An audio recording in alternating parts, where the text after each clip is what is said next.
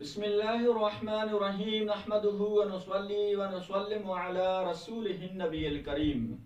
قربانی کے حوالے سے چند مسائل بیان کرنے کی کوشش کریں گے۔ توجہ کے ساتھ ان مسائل کو آپ سنیں گے تو انشاءاللہ عز و جل اس سے کافی آپ کو فائدہ ہوگا۔ قربانی کے حوالے سے ایک سوال یہ کیا گیا کہ کیا بکرا اور بکری اگر 6 مہینے کے ہوں تو کیا اس صورت میں اس کی قربانی کرنا یہ جائز ہے یا جائز نہیں ہے۔ اسی طرح پر قربانی کے حوالے سے ایک سوال یہ کیا گیا کہ قربانی کے جانور کی کھال کو خود اپنی ذات کے لیے بیچ سکتے ہیں یا پھر اس کھال کو بھی صدقہ اور خیرات کرنا یہ لازم اور ضروری ہے۔ اسی طرح پر قربانی کے حوالے سے ایک سوال یہ کیا گیا کہ اگر قربانی کا جانور جو ہے وہ زخمی ہو، عیبدار ہو، تو اب اس صورت میں اس جانور کی قربانی کرنا یہ جائز ہے یا جائز نہیں ہے۔ تو آج ہم ان 3 سوالات کے جوابات دینے کی کوشش کریں گے۔ ان جوابات کو توجہ کے ساتھ آپ سنیں گے تو انشاءاللہ عز و جل اس سے آپ کو کافی فائدہ ہوگا۔ تو پہلے سوال کا جواب یہ ہے کہ بکرا اور بکری یعنی کہ قربانی کے لیے اگر بکرا اور بکری ہو تو اب اس صورت میں ان کے لیے ایک سال کا ہونا یہ لازم اور ضروری ہے۔ اگر 6 مہینے کے ہوں بکرا یا بکری 6 مہینے کے ہوں تو پھر اس صورت میں ان کی قربانی کرنا یہ جائز نہیں ہے۔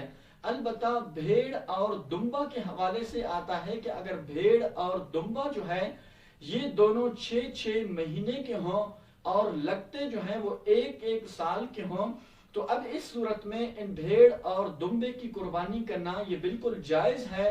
اگرچہ 6 مہینے کے ہوں لیکن لگتے سال کے ہوں تو اب اس صورت میں ان کی قربانی کرنا یہ بالکل جائز ہے۔ تو یہ جو لوگوں میں غلط مسئلہ مشہور ہے کہ اگر بکرا اور بکری بھی 6 مہینے کے ہوں اور لگتے سال کے ہوں تو پھر ان کی قربانی کرنا یہ جائز ہے، یہ بالکل غلط ہے۔ بکرا اور بکری کے لیے جو ہے وہ ایک سال کا ہونا یہ لازم اور ضروری ہے۔ اگر دمبا اور پھر بھیڑ ہوں تو پھر ان کے لیے اگر 6 مہینے کے بھی ہوں لگتے سال کے ہوں تو پھر ان کی قربانی کرنا یہ بالکل جائز ہے۔ اسی طرح پر قربانی کے جانور کی کھال کا حکم یہ ہے کہ اس کھال کو بھی آپ صدقہ و خیرات کر دیں، کسی غریب اور مسکین کو دے دیں۔ قربانی کے جانور کی کھال کو آپ اپنی ذات کے لیے نہیں بیچ سکتے اور نہ ہی اس کو آپ بیچ کر ان پیسوں کو اپنی ذات کے لیے خرچ کر سکتے ہیں۔ اگر قربانی کے جانور کے کھال کو آپ نے بیچ بھی دیا تو اب اس صورت میں ان پیسوں کو، اس رقم کو صدقہ و خیرات کرنا یہ لازم اور ضروری ہے۔ البتہ اگر اس کھال کو آپ اپنے کام میں لانا چاہیں، اپنی کوئی ذاتی چیز بنانا چاہیں، مثال کے طور پر جلد وغیرہ کتابوں کے لیے جلد بنانا چاہیں تو پھر اس صورت میں اس کھال کو آپ صرف کر سکتے ہیں، لیکن جو ہے اس کھال کو بیچ کر ان پیسوں کو اپنی ذات کے لیے خرچ نہیں کر سکتے۔ اسی طرح پر ایک سوال یہ کیا گیا کہ اگر قربانی کا جانور جو ہے وہ عیبدار ہو، زخمی ہو تو اب اس صورت میں اس جانور کی قربانی کا کیا حکم ہے۔ دیکھیں اگر جانور جو ہے وہ معمولی سا عیبدار ہو، اسے معمولی سی چوٹ لگی ہو تو اب اس صورت میں اس جانور کی قربانی کرنا یہ بالکل جائز ہے، لیکن زیادہ عیبدار ہو مثال کے طور پر اگر قربانی کا جانور جو ہے وہ لنگڑا ہوا، اب اتنا لنگڑا ہے کہ وہ خود قربان گاہ تک چل بھی نہیں سکتا تو اب اس صورت میں اس جانور کی قربانی کرنا یہ جائز نہیں ہے۔ اسی طرح پر اگر قربانی کے جانور کے کان، دم اور چکی جو ہیں وہ 1/3 سے زیادہ کٹے ہوں تب بھی اس صورت میں اس جانور کی قربانی کرنا یہ جائز نہیں ہے۔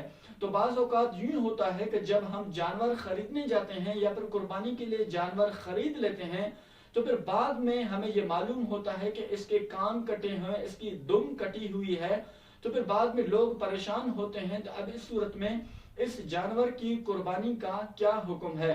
تو اس لیے آپ سے گزارش ہے کہ آپ ان چیزوں کا خاص خیال رکھیں اور خاص طور پر قربانی کا جانور جو ہے خریدنے سے پہلے ان چیزوں کا آپ خاص خیال رکھیں تو انشاءاللہ عز و جل بعد میں آپ کو پریشانی نہیں ہوگی۔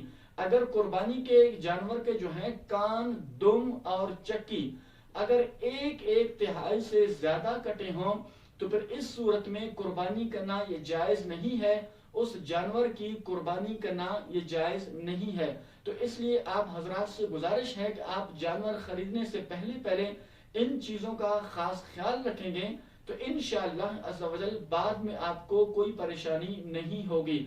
تو اسی طرح انشاءاللہ عز و جل قربانی کے حوالے سے ہم روزمرہ کہ جو مسائل ہیں، اسی طرح قربانی کے آج کل جو ایام چل رہے ہیں تو قربانی کے حوالے سے ہم عید تک انشاءاللہ مسائل بیان کرنے کی کوشش کرتے ہیں۔